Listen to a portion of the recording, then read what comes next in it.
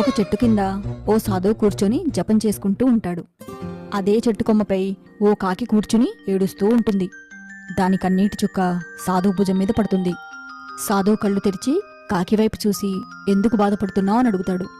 అందుకా కాకి, నాకస్సలు విలువలేదు స్వామి, నల్లగా ఉన్నానని నన్నందరూ చిన్నచూపు చూస్తున్నారు, ఒక్కోసారి చనిపోవాలనిపిస్తుంది అని ఏడుస్తూ అంటుంది.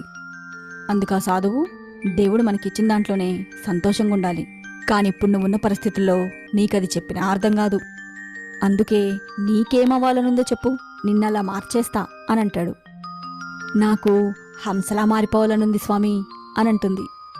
సరే, అలాగే మార్చేస్తా, కానీ ముందు నువ్వు వెళ్ళి హంసనడిగిరా తాను సంతోషంగా ఉందా అని. అలాగే అంటూ కాకెళ్ళి హంసనడుగుతుంది.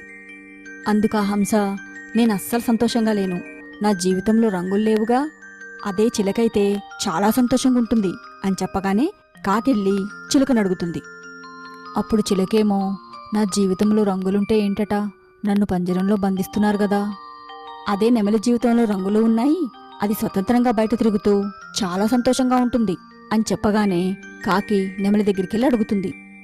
అందుకా నెమలి, నాకు రంగులుండి స్వతంత్రంగా ఉంటే మాత్రమేంటి, నా పించాలని నాతో దూరం చేస్తున్నారు కదా, అవి నా ఒంటి నుంచి లాగినప్పుడు భరించలేని నొప్పితో విలువెల్లాడుతున్నా అని ఏడుస్తూ ఇంకో జీవి గురించి చెప్పబోతుండగా, వద్దు వద్దు, నేనింకా ఎవరి జీవితం గురించి వినదలుచుకోలేదు అంటూ కాకి ఎగిరిపోతుంది.